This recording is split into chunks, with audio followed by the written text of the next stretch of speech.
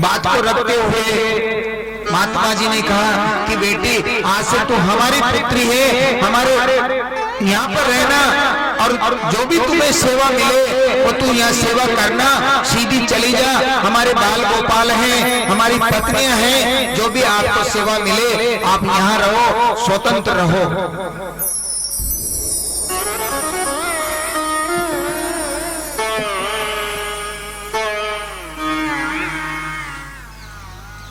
और जैसे मेरी माताजी अंदर गई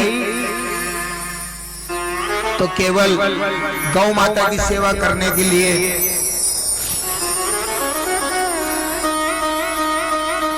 मेरी माताजी को काम मिला।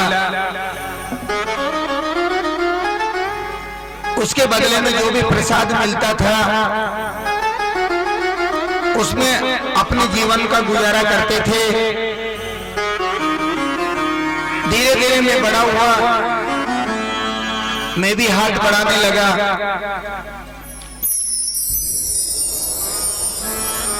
मैं दूध निकालता, मेरी माताजी गोबर करती, गौ माता को चारा, पानी, झाड़ू। लेकिन महाराज एक दिन ऐसा हुआ कि भगवान की एक ऐसी कृपा बरसी, वहां पर संतों की एक मंडली आई और वह संतों की मंडली वहां पर आने के बाद में उनसे जैसे मेरा संपर्क हुआ तो मेरा जीवन धन्य हो गया।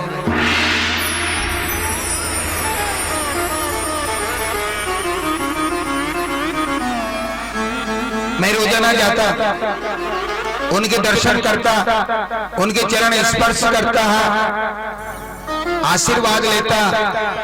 और उसके बाद में वो जब कथा सुनाते, मैं रोज कथा सुनता था। और जब कथा सुनाने के बाद में जब वहां पर जो प्रसाद वितरण होता था तो उस प्रसाद को मैंने जैसे पाया तो उस प्रसाद की ऐसी कृपा हुई कि मेरा जीवन धन्य हो गया।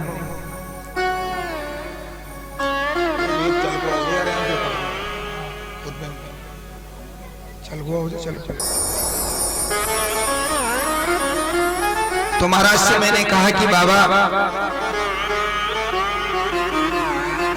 मैं तुम्हारे संग रहना चाहता हूं।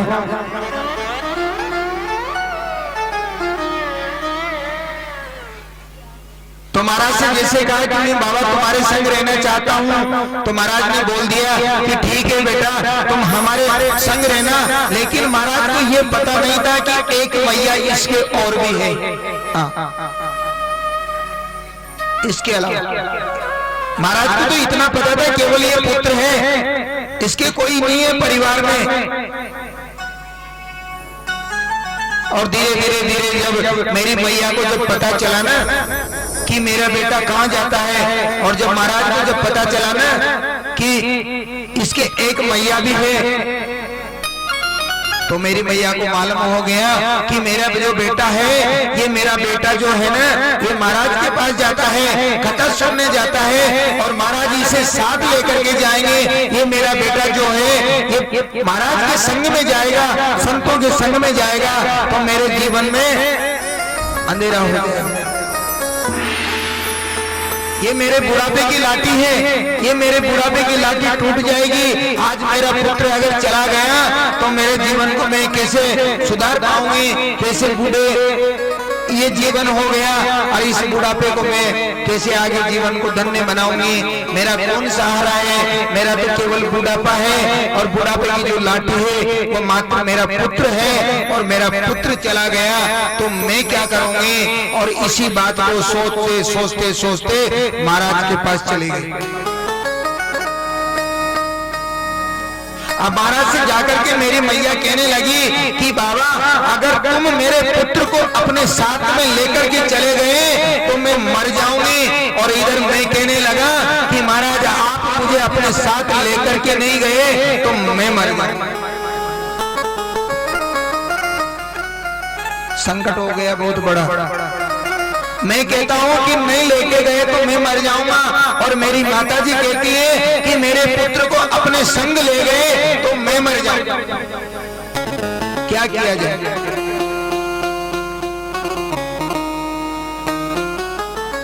बाबा ने मुझे बुलाया, पास में बिठाया, समझाया कि देख बेटा एक बात है, अभी तुम्हारी जो माता जी है इनकी सेवा करो, इनका आशीर्वाद प्राप्त करो, और जितने दिन तक तुम्हारी मैया इस जीवन में इस धरा पर रहे वहां तक तुम इनकी सेवा करो। और जब ये परलोक सिधार जाए उसके बाद में तुम मेरे पास आ जाना। मैं तुम्हें एक मंत्र देके जाता हूँ। इस मंत्र से, केवल इस मंत्र के प्रभाव से ऐसा शक्ति प्राप्त होगी तुम्हें कि मैं तुम्हें वापस मिल जाऊं।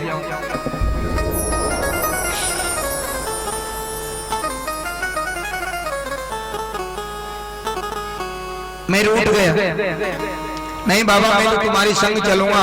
बाबा ने मुझे समझाया और वो महाराज ने मुझे एक मंत्र दे दिया।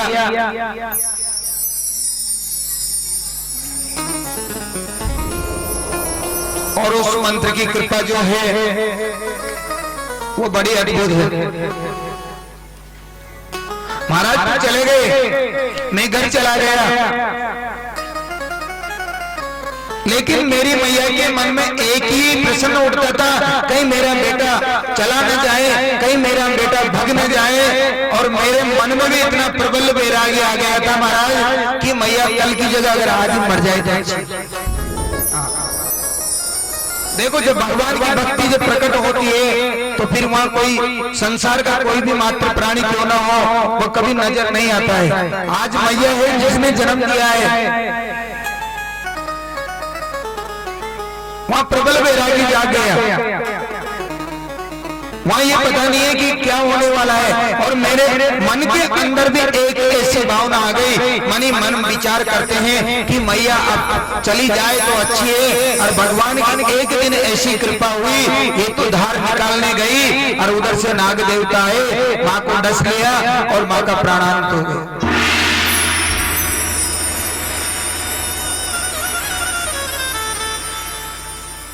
भगवान की कृपा समझिए, अंतिम संस्कार किया, माता जी का पिंडदान किया। उसके बाद मैं वहां से चला, सीधा जंगल में आया और जंगल में आकर के जो मंत्र मुझे दिया था उस मंत्र का मैंने जाप किया। और जाप करते महाराज क्या हुआ कि वहां भगवान प्रकट हो गए। और जैसे भगवान प्रकट हुए, भगवान कहने लगे कि बेटा अभी जीवन काल में कुछ समय और बाकी बचा हुआ है, इसको भी पूरा करो। इतने में महाराज सृष्टि का प्रलय हो गया। ये पूरी सृष्टि बिल्कुल समुद्र में समा गई, बिल्कुल अंधकार हो गया। जैसे आंख बंद करते हैं ना और उसके बाद जब अंधेरा नजर आता है, उसी प्रकार से समस्त सृष्टि पर अंधेरा हो गया। और अंधेरा होने के बाद में जब प्रकाश हुआ महाराज, तो उस प्रकाश के बाद में जैसे मैं लौट करके आया तो वहां पर मैं देव ऋषि नारद बन करके फिर वापस में लौट करके आया। ऐसी भगवान की कृपा होती है। ये जो मुझे दी है ना, ये मेरी नहीं है। ये जो वीणा जो मेरे पास है, ये केवल भगवान ने मुझे दी है कि जाओ भगवान के भजन करना, आनंद लेना। ये भी मेरी नहीं है, ये सब कुछ तेरा है, भगवान का है, मेरा कुछ नहीं है।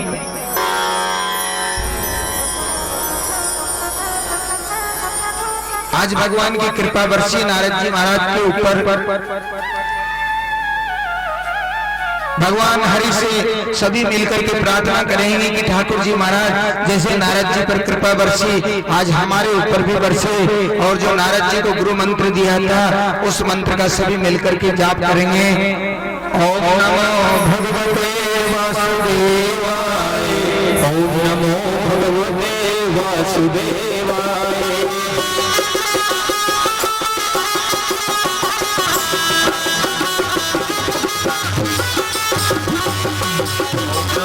भगवते वासुदेवाय, ओम नमो भगवते वासुदेवाय।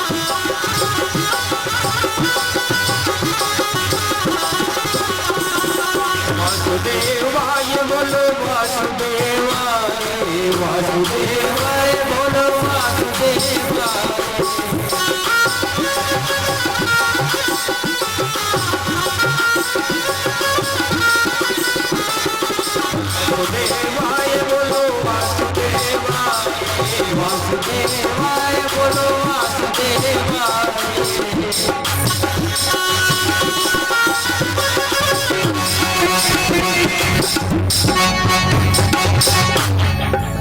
मौली कृष्णचंद्र भगवान की, मौली वासी महाराज की। आगे चल करके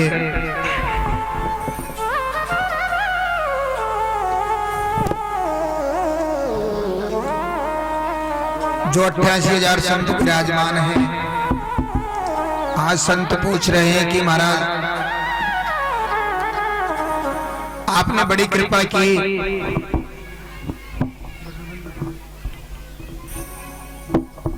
लेकिन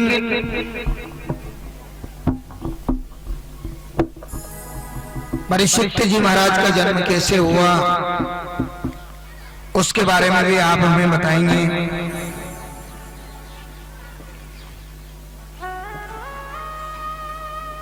परीक्षित जी महाराज का जन्म कैसे हुआ महाराज? कौरव पांडवों के बीच में युद्ध चल रहा है। घमासान युद्ध चला हुआ है।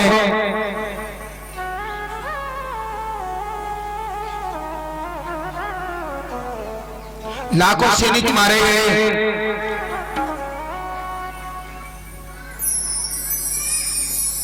हजारों माताएं विधवा हो गई। हजारों बच्चे यतीम हो गए।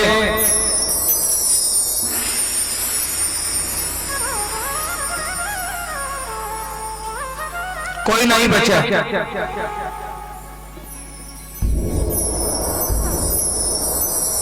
केवल दुर्योधन है और अश्वत्थामा बचा हुआ है।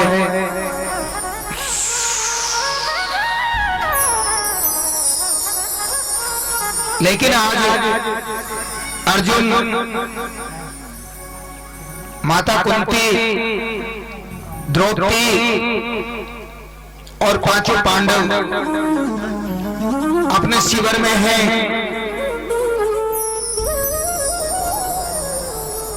रात्रि विश्राम करना है।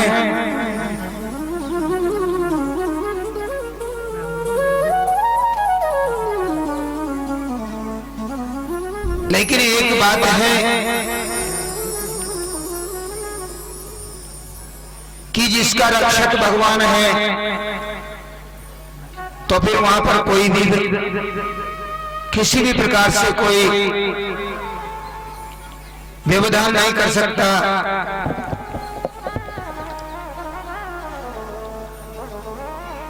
रात्रि का समय है।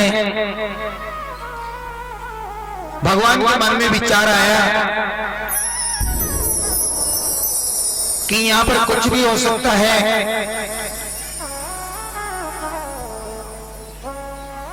तो गोविंद भगवान ने इशारा किया अर्जुन की तरफ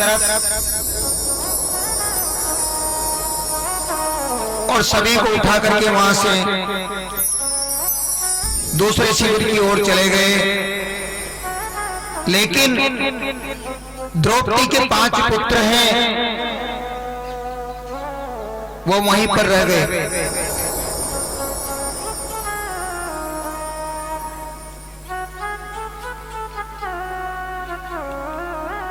समय बड़ा बलवान होता है। देखो इधर क्या है कि दुर्योधन जो है ईर्ष्या भरी हुई है। वही बात ईर्ष्या वाली, ईर्ष्या भरी हुई है। मैं यूं कर देता, मैं वह कर देता। इसको ये पता नहीं है कि कितने सैनिक मारे गए, पूरा परिवार बिल्कुल खत्म हो गया, केवल मात्र मैं बचा हूं। लेकिन अभी भी अहंकार जो है, अभी भी जो अभिमान है वह शरीर में से निकला नहीं। अश्वत्थामा को बुलाया कि तुम जाओ, जाकर के 5 पांडव हैं शिविर में सो रहे हैं, रात्रि का समय है।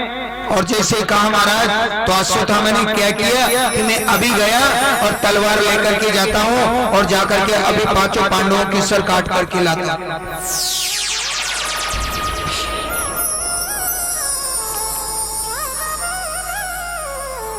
और जैसे तलवार लेकर के गया महाराज, तो वहां पर पांडव तो थे नहीं, माता कुंती भी नहीं थी, द्रौपदी भी नहीं थी, भगवान भी नहीं थे, वहां पर केवल थे तो केवल कुंती के 5 पुत्र थे, छोटे छोटे थे, और उन्हीं की तलवार से सर काट दी। उसी तलवार से सर काट के अपने साथ में सर को भी लेकर के आ गया और सीधा आया और दुर्योधन के पास में आ गया।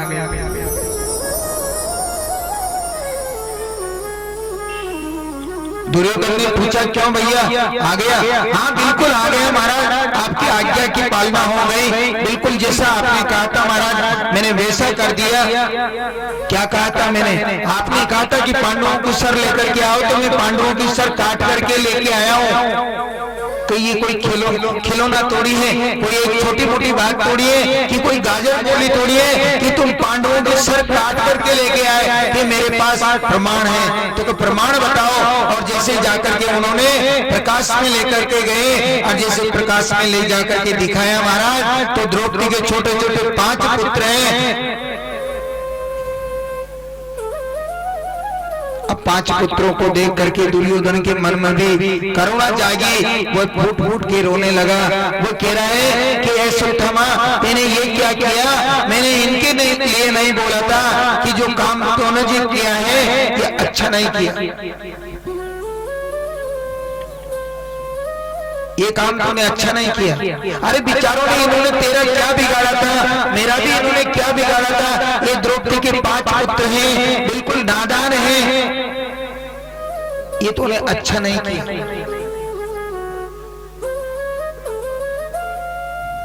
आज रो रहा है, करुणा जाग गई।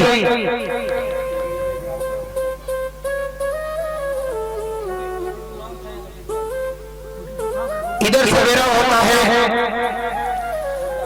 द्रौपदी ने कहा कि मेरे पुत्र जो हैं वो शिविर में थे, रात्रि कालीन हो गई, रात्रि के समय वहीं पर रह गए थे, क्यों न चल करके उनको देखा जाए। और जैसे आकर के देखा तो आज 5 जो पुत्र हैं उनके सर कटे हुए हैं और बिल्कुल वहां पर बिल्कुल धड़े धड़े हैं, ये उनके 5 के सर नहीं, क्योंकि सर को तो काट के ले गया अश्वत्थामा।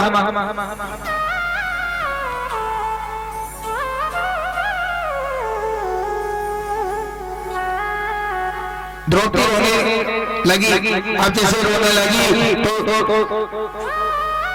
भगवान तक आवाज पहुंच गई, अर्जुन तक आवाज पहुंची, 5 पांडव इकट्ठे हो गए, भगवान भी वहां पर आ गए। अब अर्जुन जो है, अर्जुन कहता है कि देखो द्रौपदी तुम बिल्कुल शांत हो जाओ, जिसने भी तुम्हारे बच्चों को मारा है, जिसने भी तुम्हारे बच्चों की जो हत्या की है, मैं उसको जरूर पकड़ करके लाऊंगा। और भगवान ने रथ चलाया और अर्जुन रथ में बैठ जाता है।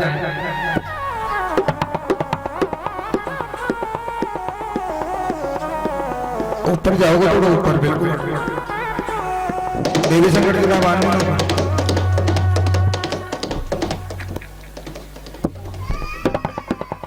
आज स्वयं भगवान श्री कृष्ण रथ में बैठ गए। रथ की जो भाग दौड़ है वो सब जानते हैं, घोड़ों की जो लगाम है भगवान नारायण ने पकड़ रखी है, रथ को चलाते हैं, अर्जुन पीछे बैठा है। और जैसे अश्वत्थामा के पीछे पीछे पीछे पीछे जाते हैं,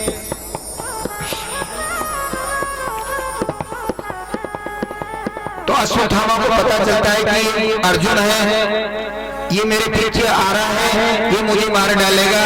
और यही बात को सोचते हुए अर्जुन जी के ऊपर ब्रह्मास्त्र का प्रयोग किया। भगवान ने इसका विधान बताया। अर्जुन ने भी ब्रह्मास्त्र का प्रयोग किया, दोनों अस्त्र आपस में मिलकर के टूट गए, वहीं खत्म हो गए।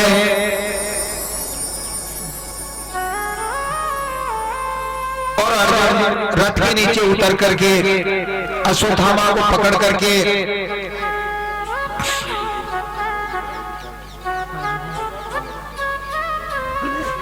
द्रौपदी के सामने ला करके अश्वत्थामा जी को पटक देते हैं। अब अश्वत्थामा को जब ला करके पटका,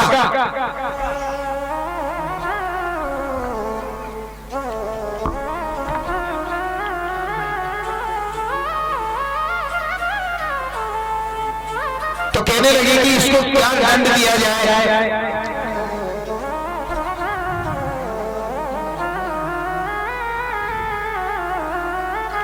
कि देखो इसको दंड देने से क्या होगा। आज लोग कहती है कि प्रभु आप मेरे स्वामी हैं, इसको दंड देने से क्या होगा, क्योंकि ये आपके गुरुजी का पुत्र है और आपके गुरुजी जो है ब्राह्मण है, इसने मेरे पुत्रों को मारा है, ये भी किसी का पुत्र होगा, इसके भी कोई माता होगी, उनकी करुणा बोलती है ये बात, विलाप करती है, बिल्कुल कहती है कि देखो इनके भी कोई माता होगी, ये भी किसी का पुत्र होगा, ये ब्राह्मण का पुत्र है, आपके गुरुजी का पुत्र है, इसको मारने से क्या मेरे पुत्र लौट करके वापस आ जाएंगे।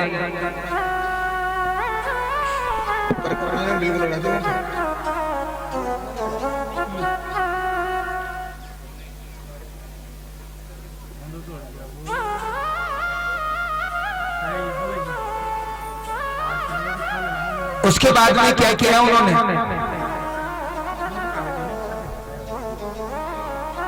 भगवान से कहते हैं कि देखो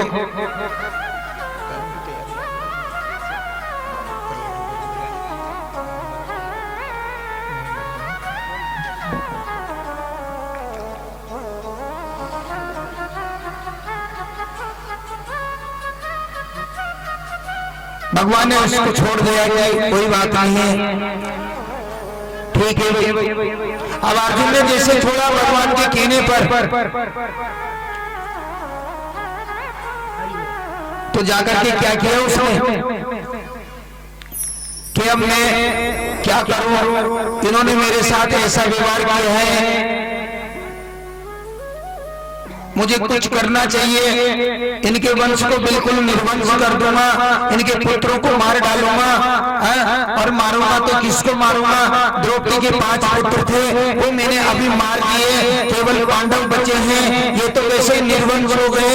लेकिन देखो सोच जो होती है ना, बुरी सोच, अश्वत्थामा की दृष्टि कहां पर पड़ी, अभिमन्यु की जो पत्नी थी उत्तरा, उसके गर्भ में कोई बच्चा था, उस बच्चे पर जाकर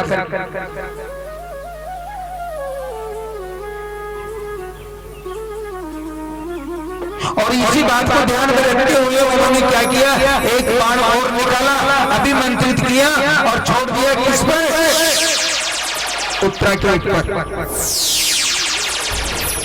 अब बाण तीव्र गति से आता है और वो सीधा उत्तरा के गर्भ पे आता है। उत्तरा के गर्भ में जो है एक नन्हा सा बालक है, एक शिशु है, वो पल रहा है। उत्तरा त्रायमान करके भगवान नारायण श्री केशव के चरणों में गिर जाते हैं, हे गोविंद मुझे बचा लो, हे गोविंद मुझे बचा लो, मैं मर जाऊं इसका मुझे कोई चिंता नहीं है, लेकिन केवल पांडवों के कुल में आज एक दीपक जलाने वाला है, इसको बचा लो मात्र, बस जीवन धन्य हो जाए।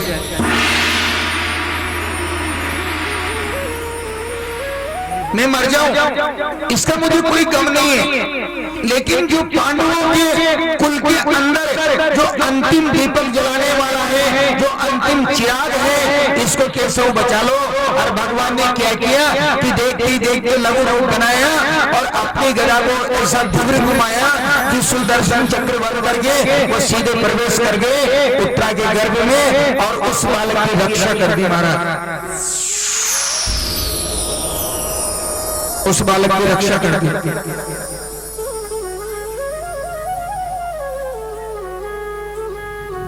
अर्जुन दौड़ करके गया, जाकर के अभिमन्यु उसको अश्वत्थामा को पकड़ करके लाया, घसीट करके पटक दिया कि आज तो मैं इसको छोड़ूंगा नहीं, आज तो बिल्कुल इसको मार डालूंगा, चाहे मुझे कैसा भी मारना पड़े, चाहे इसको अग्नि में जला करके मारूं या गाड़ करके मारूं, लेकिन मैं मारूंगा जरूर। इस बात का कोई निर्णय नहीं कर सका। कोई कहता है, वही द्रौपदी कहती है कि इसे मारने से कुछ नहीं होगा, वही बात घूम करके आती है, इसे मारने से कुछ नहीं होता। और इधर देखते हैं भीम दादा जो है वो कह रहे हैं कि भैया ने छोड़ दिया तो मैं मार दूंगा। नकुल सहदेव कहते हैं कि हमारी अगर बारी आ गई तो हम छोड़ेंगे नहीं। युधिष्ठिर भैया कहते हैं कि ये तो बिल्कुल पापी है, मारना चाहिए। इधर माता कुंती कहती है कि ये ब्राह्मण का पुत्र है, इसको नहीं मारना चाहिए।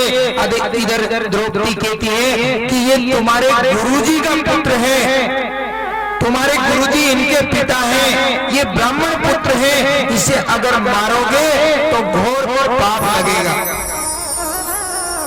अब समस्या सामने खड़ी हो रही, भगवान सामने खड़े हैं, मुस्कुरा रहे हैं, देख रहे हैं कि कोई बात नहीं, अगर इनका निर्णय यही अगर कर ले तो बड़ी अच्छी बात है। अगर हमसे पूछेंगे, राय लेंगे तो हम बता देंगे। उसका कोई निर्णय नहीं कर पाया। अर्जुन ने भगवान की तरफ देखा तो भगवान इशारा करते हैं। भगवान क्या कहते हैं कि ब्राह्मण कोई सा भी हो,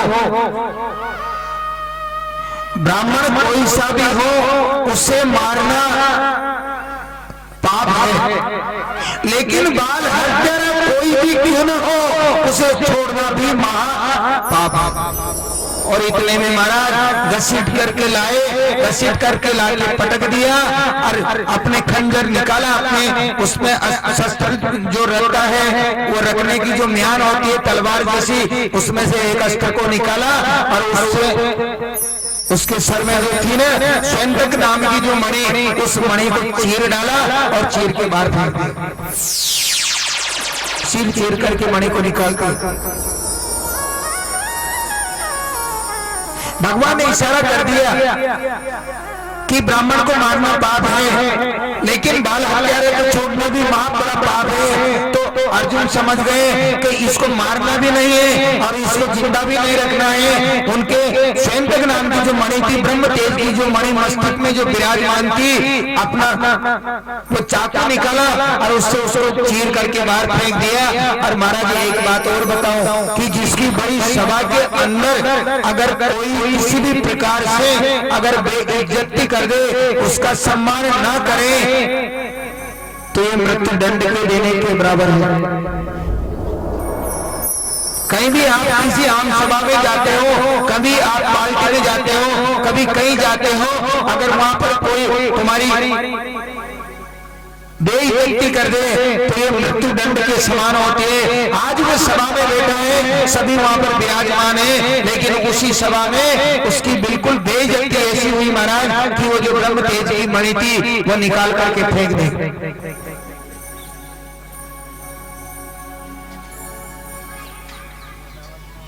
उसके बाद भगवान गोविंद सभी को राज देते हैं। अब देखो एक बात हो रही है,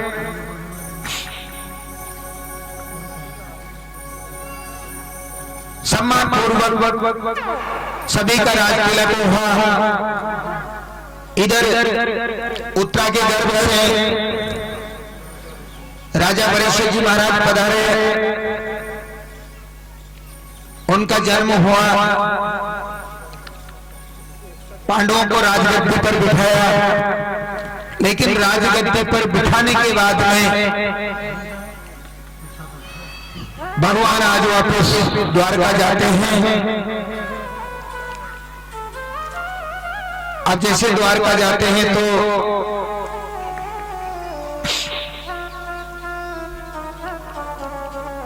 सभी चरण वंदन करते हैं।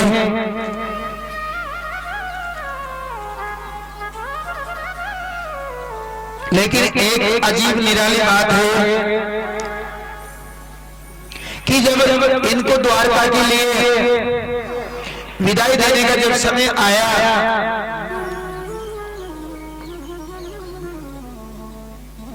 तो आज माता कुंती कहती है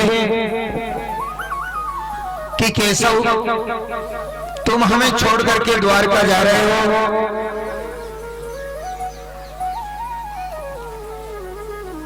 हमारा जीवन धन्य है। लेकिन एक बात ऐसी कह दी कि केशव, तुम तो परम पिता परमात्मा हो, तुम कोई छोटे मोटे मानव नहीं हो, तुम तो बहुत बड़े भगवान हो। तो भगवान ने सोचा कि बुआ तो क्या बोल रही है? अरे मैं तो केवल तेरा भतीजा हूँ, वो भी सबसे छोटा हूँ, तो मुझे भगवान क्यों मानती है?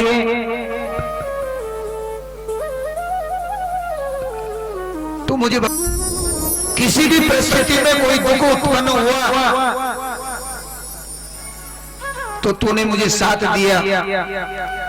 अभी थोड़ी देर के पहले, कुछ दिनों के पहले तूने मेरी पुत्र वधू की गर्भ में जाकर के मेरे परपोत्र की रक्षा की। तो तू भगवान नहीं तो क्या है?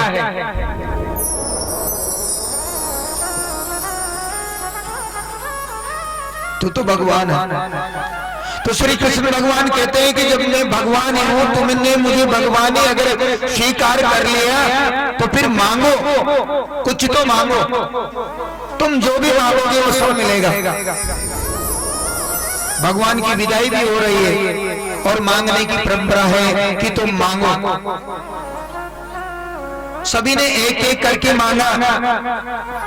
युधिष्ठिर भैया हैं, उन्होंने आशीर्वाद मांगा, सम्मान मांगा, प्रेम मांगा, किसी ने भजन मांगा, किसी ने याद मांगी, किसी ने भाव मांगा, किसी ने आशीर्वाद मांगा, किसी ने भक्ति मांगी। लेकिन जब माता कुंती की बारी जब आती है, तो आज माता कुंती की बारी जो आई है, तो माता कुंती कहती है कि मुझे कुछ नहीं चाहिए, मुझे तो मात्र दुख दे दे, विपत्ति दे दे, विपत्ति पर विपत्ति आए ऐसा आशीर्वाद आज तू मुझे दे।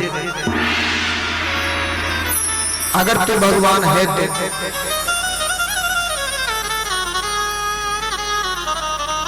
कृष्णाय वासुदेवाय, देव कृष्ण है, वासुदेवाय है, देव की नंदन है, गोप गोपी है, लेकिन तू भगवान है।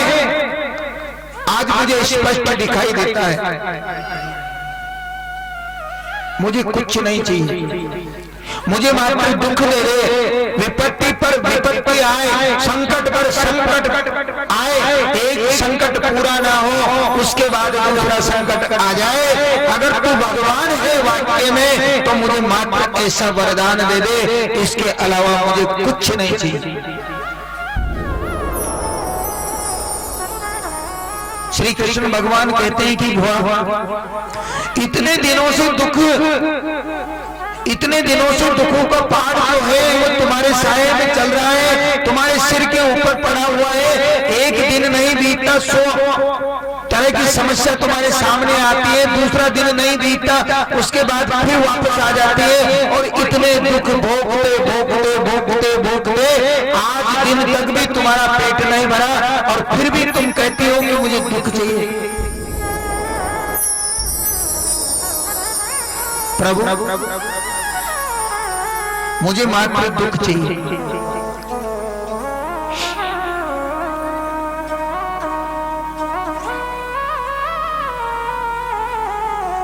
क्योंकि भगवान अगर मेरे में दुख रहेगा तो मैं नियमित रूप से रोजाना डेली प्रतिदिन तुम्हें याद करती रहूंगी।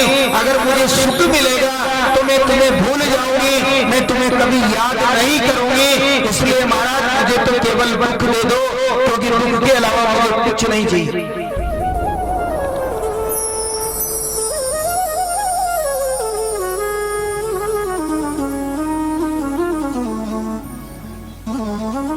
सुख के माथे सल पड़े जो हरि हरि से जाए, बलिहारी बात दुख की जो झूठ ना पाए पल भर। आज तुम्हारी कृपा है, तुम्हारा आशीर्वाद है, इसलिए हम जीवित हैं। हमारे पुत्रों को मारने का कितने षड्यंत्र हुए, कितने बड़े बड़े राक्षस भी आए, कभी 12 वर्ष का वनवास, कभी 1 वर्ष का अज्ञातवास, कभी लाक्षागृह, कभी पहाड़ पर चढ़ना उतरना, पटकना गिराना, दुनिया भर के नाटक रोज बोले होते रहे, लेकिन तू मेरे साथ था, इसलिए मेरा कुछ नहीं बिगाड़ सकता, क्योंकि दुख अगर मेरे साथ है तो मैं प्रतिदिन तुम्हें याद करूंगा। इसलिए प्रभु केवल तुम तो मुझे दुख दे दो।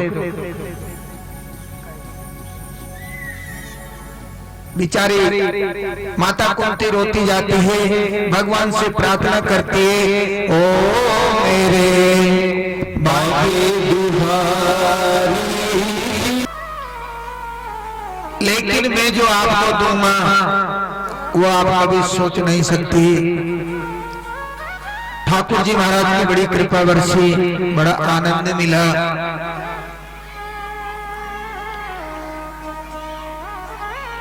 भगवान द्वारिका चले गए।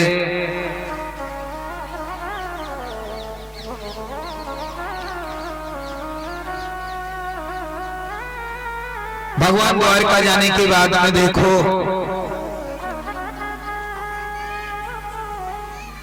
भगवान श्री कृष्ण की जो दूसरी पत्नी है माता जामवंती,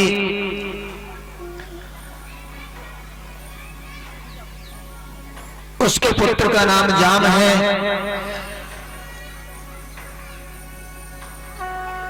आज बच्चों ने मिलकर के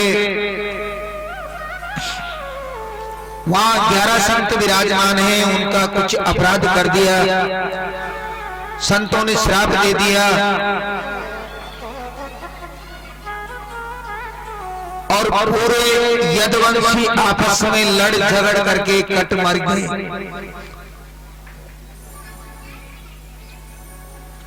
सब मृत्यु को प्राप्त हो गए। श्री बलराम जी महाराज जो है वह क्षीर सागर में चले गए। भगवान श्री कृष्ण ने किसी को माध्यम बना करके वह भी अपने धाम चले गए।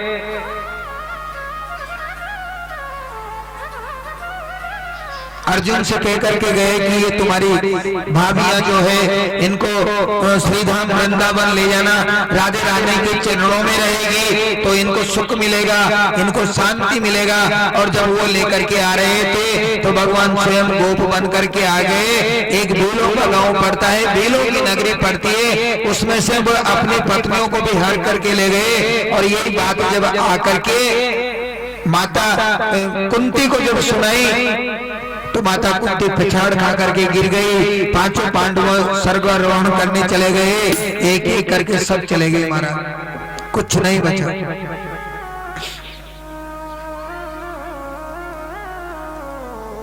आज वो जो पुत्र है जिसने जन्म लिया है राजा परिषद, उसको युधिष्ठिर जी महाराज व्यास सिंहासन पर बिठा के गए, राजगद्दी पर बिठा के गए। अब वो राजा बन गए और धीरे धीरे आगे चल करके उनको भी एक ऐसा श्राप लगा महाराज कि जा राजन, तो तेरे इस घमंड पर अभिमान करता है, इस राज्य पर अभिमान करता है, तो तुझे 7 दिन में तक्षक सर्प डस लेगा और तेरी अकाल मृत्यु हो जाएगी। ये जितनी भी कथाएं ना मैं सब तुम्हें विस्तार से सुना था, लेकिन देखो समय का अभाव है, कथा बहुत लंबी है। श्री शंकर भगवान की विवाह पर पहुंचना है आज, क्योंकि कथा का जो क्रम है उसको जहां तक मूल स्थान पर नहीं ले जाते हैं तो इसमें हमें भी पाप लगता है। इसलिए मैं आपको आज बहुत सी चीजें ऐसी है वो विस्तार से नहीं बता रहा। कल की जो कथा होगी अपनी वामन भगवान की कथा, कल हिरण्यकश्यप की कथा, ये कथा होगी। कल बड़े झांकियां मनाएंगे, ठीक 12 बजे कंप्लीट कथा प्रारंभ करेंगे अपन कल से, और आप 12 बजे कंप्लीट आरती में आ जाया करो यहाँ पर। कल से जो भी कथा है 4 घंटे 5 घंटे की पूर्ण विस्तार से एक एक चीज आपको सुनाएंगे, क्योंकि कल का भी जो समय था वो हमारे पास नहीं था, इसलिए कल की भी कथा थोड़ी इधर लेनी पड़ी। देखो तुम्हें तक्षक सर्प डस लेगा, अपने पुत्र जन्मेजय को राज तिलक किया, राज सिंहासन पर बिठाया और राज सिंहासन पर बिठा करके वह सीधे सुखताल जगह जो है हरिद्वार के रास्ते वहां चले जाते हैं। वहां श्री सुखदेव भगवान उनको कथा सुनाने के लिए आते हैं। अब व्यास मंच लगता है, अब यहाँ से मूल कथा प्रारंभ होती है। अभी तक जो कथा थी ये केवल मात्र कथा की भूमिका थी। कथा में आपको कल ऐसे ऐसे प्रसंग सुनने को मिलेंगे जो शायद कभी आपने सुने भी नहीं होंगे। परसों की दिन की जो कथा है उसमें भी आपको एक एक दृष्टांत ऐसे सुनेंगे कि जीवन धन्य हो जाएगा। एक एक चीज आपको सुनाएंगे।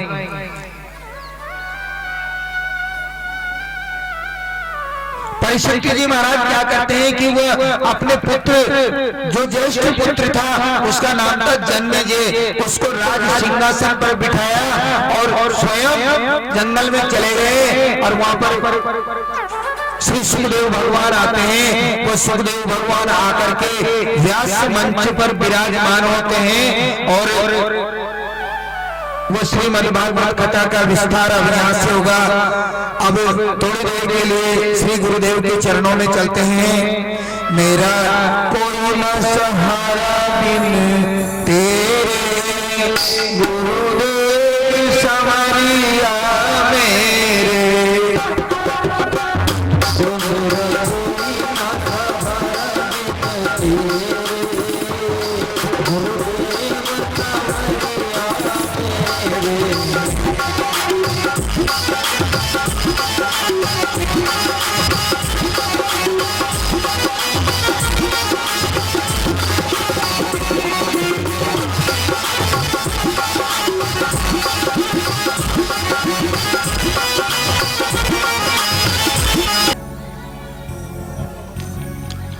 श्री सुखदेव भगवान व्यास मंच पर आते हैं।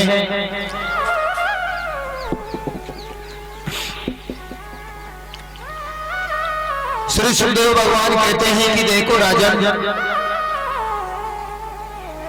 हम सब समझ गए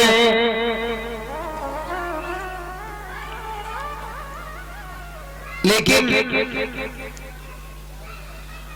सभी जगह से मन को हटा करके केवल कृष्ण चरण में अगर मन को लगा लिया जाए तो निश्चित मुक्ति होती है।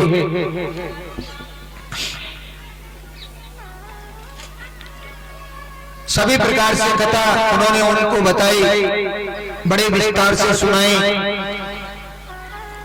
आगे चलकर के ऋषि कश्यप जी महाराज हुए, उनकी 13 पत्नियां थी, उन्हीं से ये वंश आगे चलता रहा। फिर भगवान ब्रह्मा जी से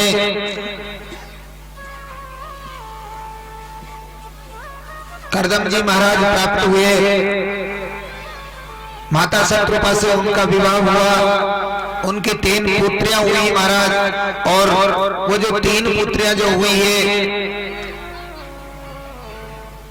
उनके 2 पुत्र हुए। एक पुत्री जो है वह कर्दम जी महाराज को विवाह हुआ, उनका 9 पुत्रियां उनके हुई, भगवान कपिल पधारे।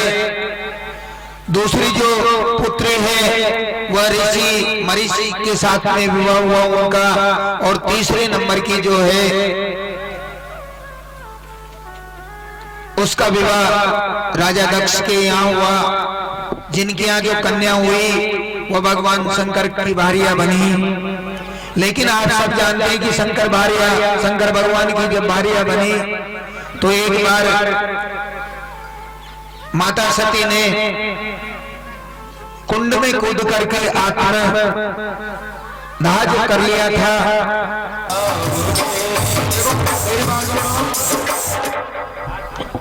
ये भगवान का विवाह हो रहा है। अब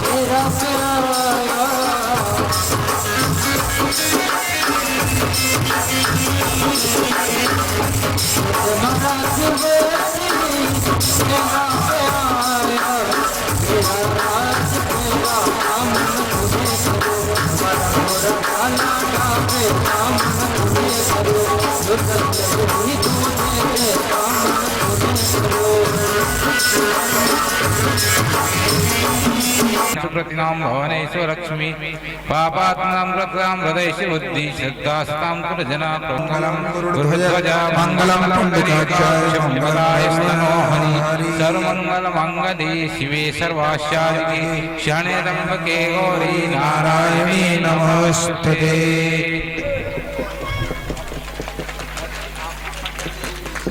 आज के जो मुख्य यजमान है ना श्रीमान मनोज जी भाई साहब, वो जहाँ कहीं भी हो